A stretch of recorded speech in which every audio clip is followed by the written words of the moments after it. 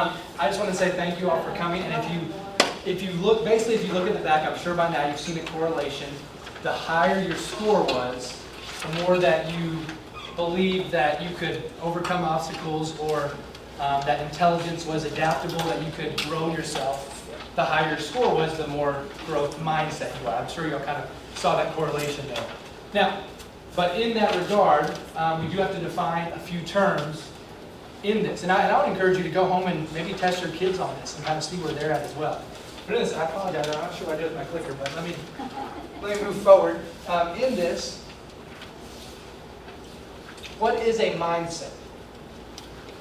Well, according to dictionary.com, a mindset is a mental attitude that predetermines a person's response to and interpretations of situations. So anything in life that comes unforeseen, or a challenge that presents itself, your mindset that you already have within you will determine how you react to that situation.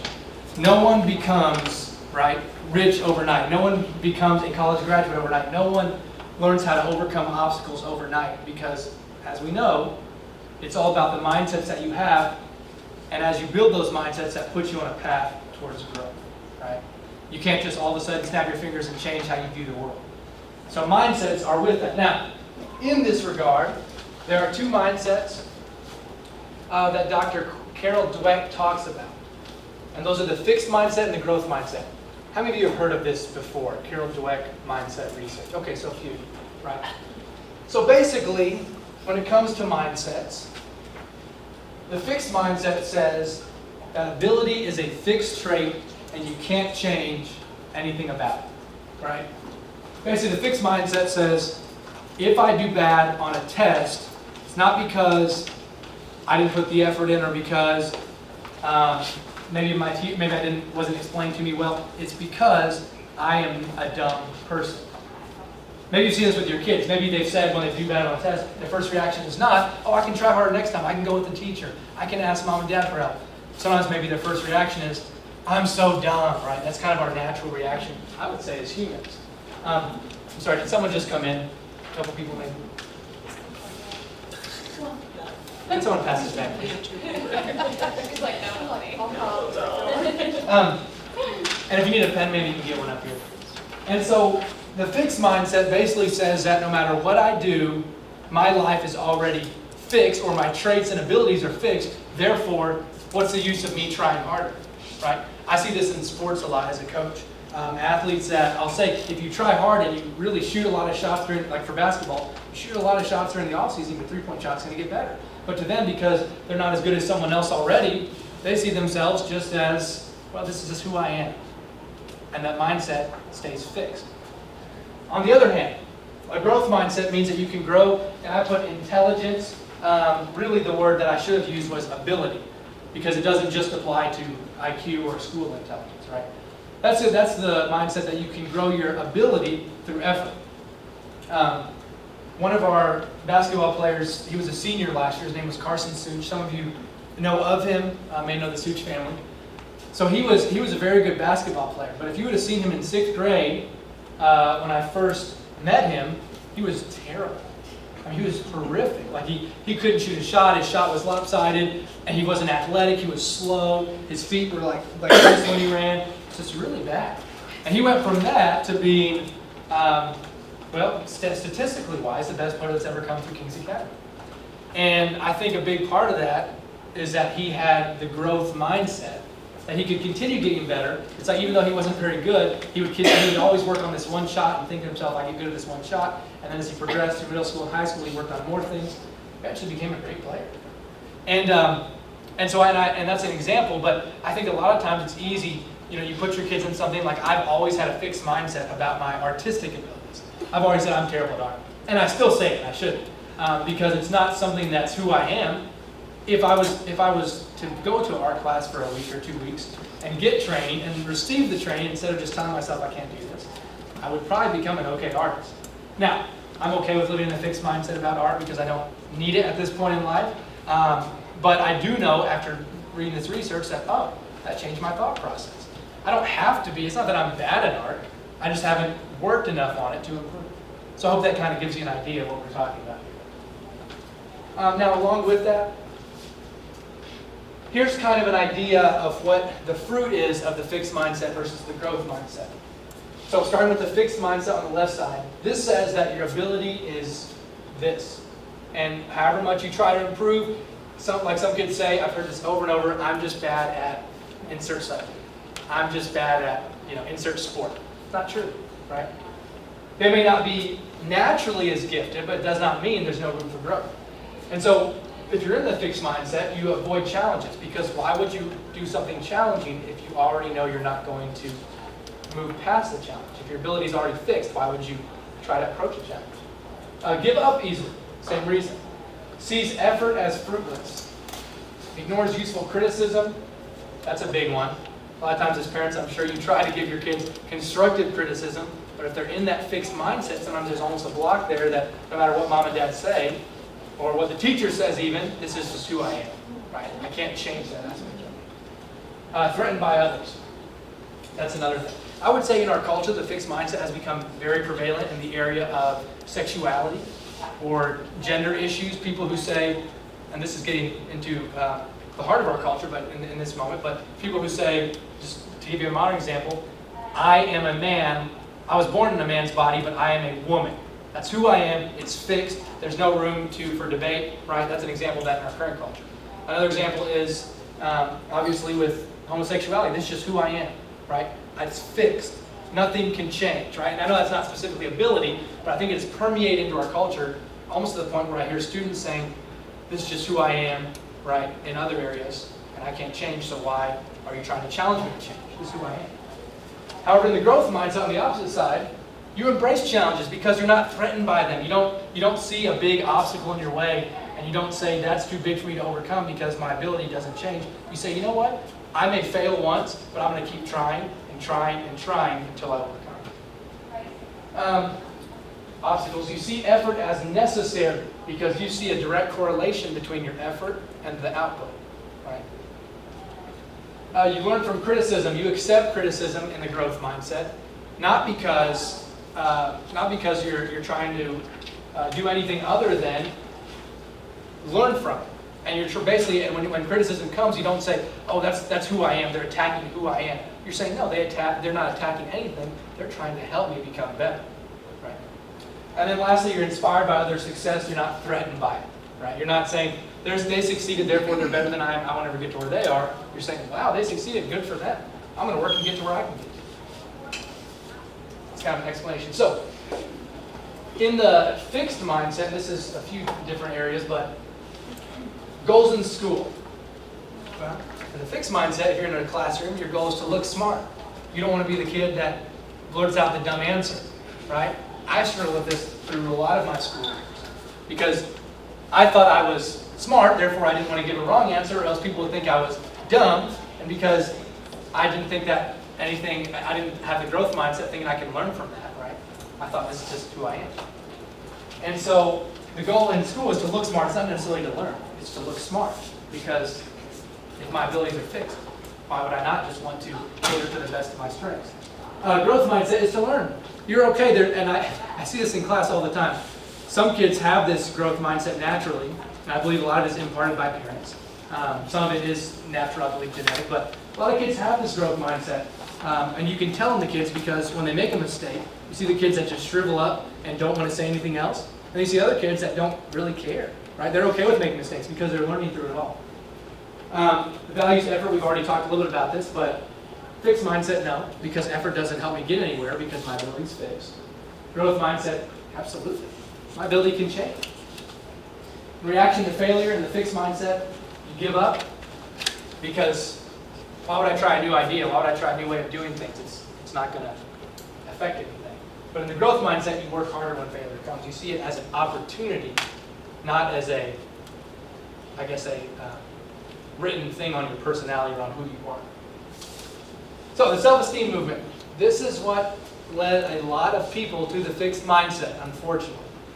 And I'm all for kids being confident in what God has said they are, but here's where the problem lies. Started in the 1970s. And the belief of the self-esteem movement was that praising kids' abilities would help them feel secure about those abilities. Now, it doesn't matter what their ability was. The kid could be terrible at something and need growth and need to be challenged, but the parents would keep praising and praising and praising no matter what. So kids would grow up thinking, I'm so good at this. And then as soon as reality hits, all of a sudden, it's an attack on who they are. And so kids that would have maybe an idea to be a singer one day, and they thought they could sing, turns out they needed a lot of work. As soon as someone told them you need a lot of work, immediately they said, I'm not a good singer. Done. And they drop out. Goes for sports. I would say goes for school for sure, goes for careers. There's a lot of things. When if you get constantly praised, you don't ever learn to develop the growth needed. And so that's something that I had to work with as a teacher to start praising, to start being real with kids and saying no, or the students and saying no, you are not where you need to be. I love you, I'm going to praise your effort, but here's where you are, here's where you need to be. And so part of this is the trophy generation, right? A lot of times I know, and I tend to complain about my current generation, right? Millennials. Because there's a lot of entitlement, there's a lot of, we deserve recognition for everything, that sort of thing in my generation. But, the question remains, who were the parents who raised this generation, right? And so when every kid is given a trophy, and I'm not saying that's always bad, nothing wrong with giving a trophy if there's a lot of effort involved. But if you just walk into something and you're given a trophy just for being on the team, right, and there's no effort involved and there's nothing that you have to work towards, a lot of times that can be you want your kid to be praised, right? Every parent does, but it can actually be can do wrong for your kid. So that's what kind of the self-esteem movement did for the growth mindset. So how do you approach this mindset? Well, here are some things, and I'm going to give you a handout that kind of gives you some ideas as well. But I'll just take a couple examples. Instead of saying, I do this very well, because a lot of kids, if they make 100 or if they do something really well, they think, I'm really good at this, right? Instead of saying that, you can help your kids say, yeah, you're on the right path. Keep on trying, keep on improving. You're doing a great job so far. Let's see how you keep going with it, right? So that way they don't think, I'm smart, that's it, and they don't work on those skills. Or, I will never do it like they do. I've heard this all the time in sports. I will never be as good as insert name of player. Well, yeah, if you keep telling yourself that, you won't. Instead, you say, what can I learn from them? How can I grow with their skills? So I hope you get some ideas there. And I know we're a little short on time, but there's an activity I wanted to do with everyone. I would like everyone to split up into groups of 4. So if you can, I know this might take a little bit of effort, but if you can split up into groups of 4 really quickly, I would really appreciate it. I want to do one quick activity. And then when you're split up into groups of 4, I would like to, if you can have one person in your group just raise their hand, I would like to give you, put something on your hand. So we can have a group leader or representative to raise their hand, and I will give them a few papers.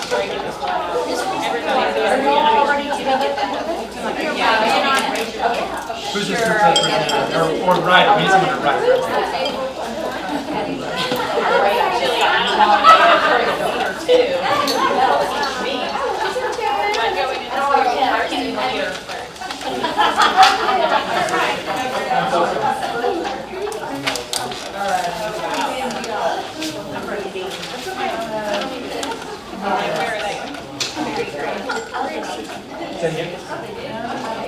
No, there's, I'll explain just a minute.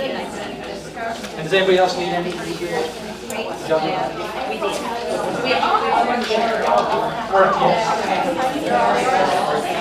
All right, if I can give you an idea of what we're going to do. I know there's 4 sheets on here. Now, some of y'all may have passed those out. I would like each of you or each group to discuss each of these through. So the first one we're going to talk about. One more. Oh yeah. We're just going to talk about all the answers as a group. So the first mindset scenario that I want to talk about, I want y'all to discuss, is, and I want one person in the group to be the writer that can kind of write down what the group inputs. First mindset scenario. Your child is playing on a soccer team for the very first time. Today was the opening season game. When the game ends, she bursts into tears and says she never wants to play again. On the way home in the car, she mentions the name of your neighbor's child and expresses anger that her neighbor scored 2 goals.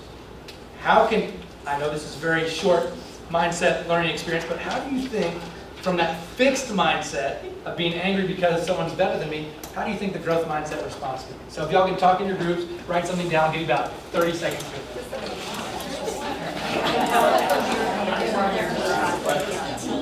It sounds like a very familiar situation. That's all how would that make you? I think I would my initial what she told me was look at it to try and get her and when you're ready. And if you're having trouble writing everything down, you can just think through some things as you talk and just be prepared to share. What can we do to help you not quitting is not an option. You can put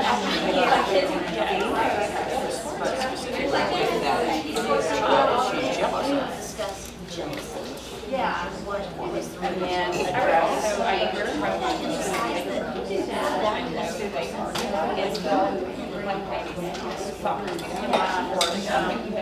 positive for something instead of like anger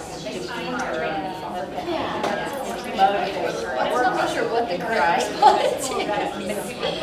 But no.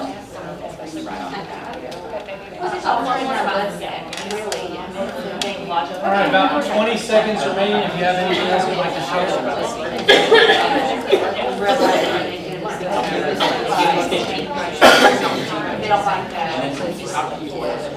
I'm not sure.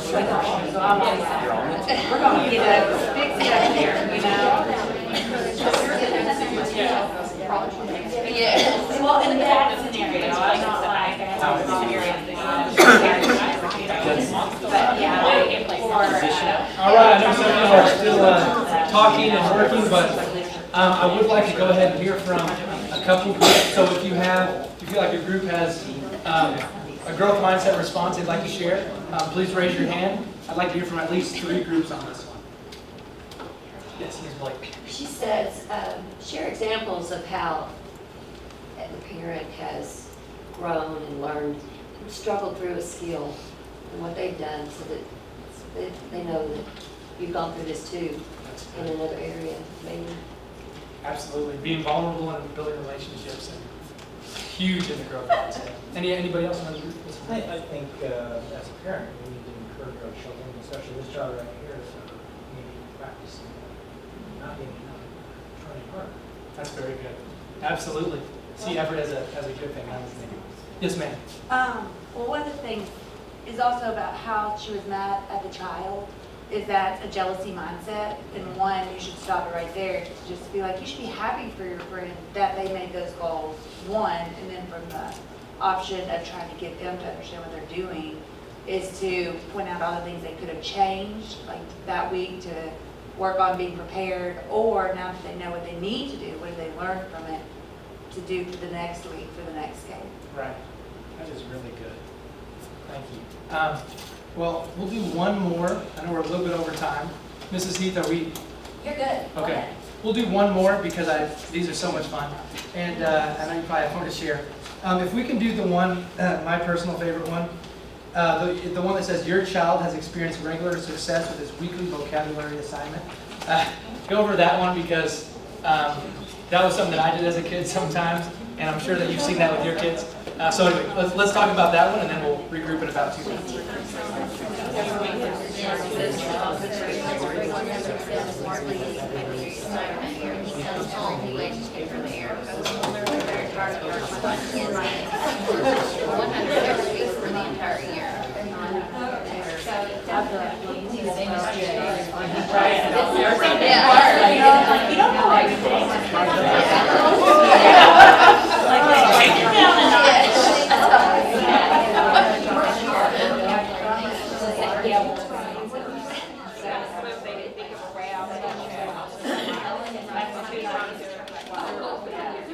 Surely there's a chapter about being humble. Yeah, I got it on the tip. Go look it up.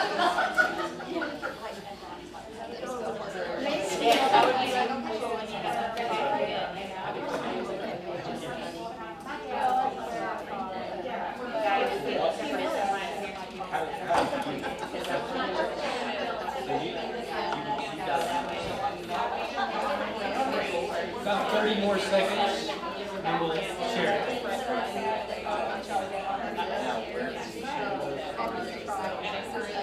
How to handle this. You know what I'm saying? It's like baseball, maybe.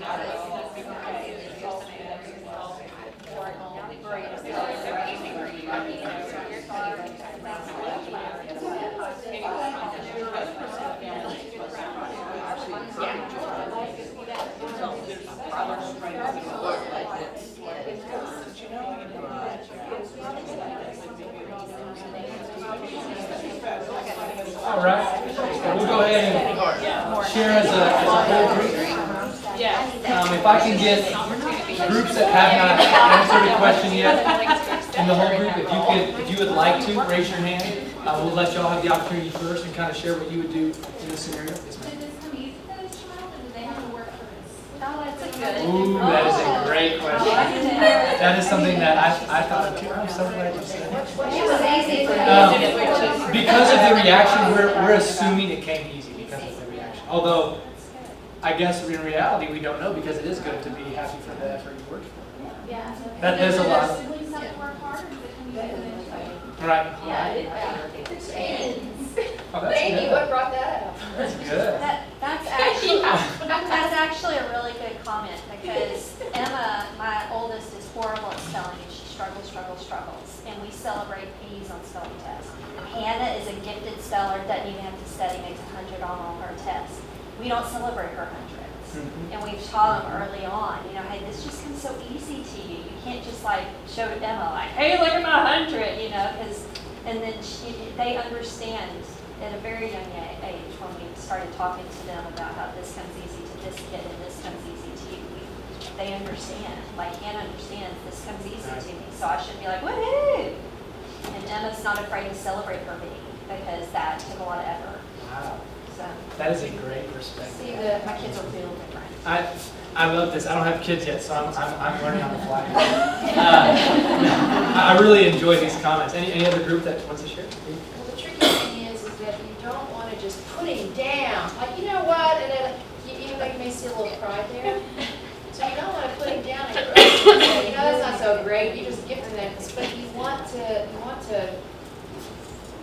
teach him something too, so if you were going to say something. Oh, I was just gonna, no, it's just another comment, two things. Why were you so successful? What did you do to become successful? Could you take those, Trey's idea, how can you take those steps and maybe apply them to something that you're not maybe as good at?